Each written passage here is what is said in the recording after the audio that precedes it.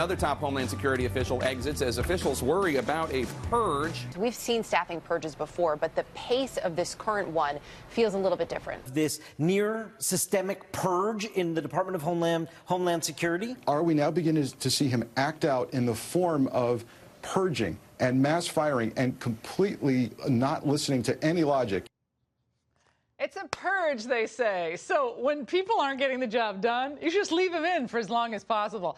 Only in Washington would that be a montage we could put together. Can you imagine doing that in the business world? Donald Trump is making a number of moves as it relates to the Department of Homeland Security, and not a moment too soon.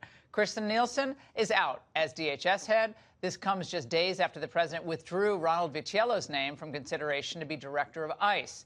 Secret Service Director Randolph Tex Ailes is being removed after a number of embarrassing stories came out about lax Secret Service procedures, especially at Mar-a-Lago. And late today, rumors began to circulate that Francis Cisna, director of UCIS, was also on his way out, though that has not been confirmed, and some immigration hardliners are calling for him to be spared. Joining me now with reaction, former acting director of ICE, Tom Homan.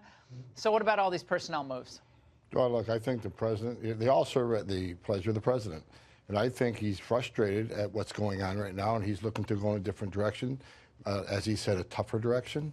I haven't personally been involved in any of these decisions, of course. I'm on the outside. But I think all three of them, I think they deserve some respect. They did serve their nation, the difficult jobs they had. Half of Congress don't like them. Half of Congress don't support what they're doing. Well, you have a tough skin. You have a very thick skin. Most people wilt under the pressure. I mean, Donald Trump's the only guy who could have withstood this in the last 2 years on Russia. But think about it. You're Cisna, you're head of that UCIS, meaning underneath you, they do all the credible fear screenings. People coming into the country from Central America, they state a credible fear. They're just released into the system, 14 days. They're out. You know, a lot of them you never see again. There are a lot of things that they could do at UCIS to re-examine the way that credible fear screening is done, which is completely comports with the law, the State Department, what they think of various parts of El Salvador, Honduras, whether they're really dangerous, or whether this is just a script being used. None of that was done. So there are all these hardliners out there going, this guy Cisna, I don't know him, but oh, well, he's the greatest thing since sliced bread. The problem is things aren't getting done. And beyond Congress, and Congress has to act, there are federal things that can be done, executive branch and agency-level actions that can be taken. But you got to have a strong constitution to do that, even if you agree with the president on all the underlying issues. Well, you know, I think there's some things that can be done. I've talked about it in the show many times, things that ICE can do, maybe some more things we can do with government of Mexico. Well, I've been out for 8 months. When I was in, I've been in many meetings with all these folks, and I actually thought Francis was doing a good job at what he had at the time.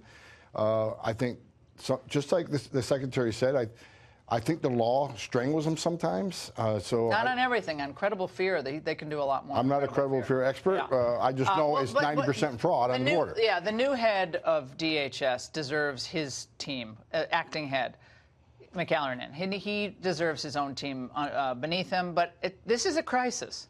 I like the fact that the president makes a change. It's not working, clearly. We got a team in place that has to execute and get the job done. I think Kevin McAleenan is a good choice. I've worked with Kevin shoulder to shoulder the last few years.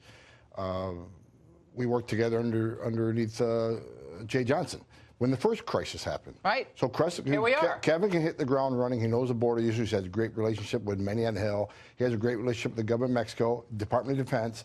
So I think he can get some things done. I really do. And by the way, another federal judge, Ninth Circuit District Court judge, ruled against the administration today. Another injunction goes into effect maybe on Friday.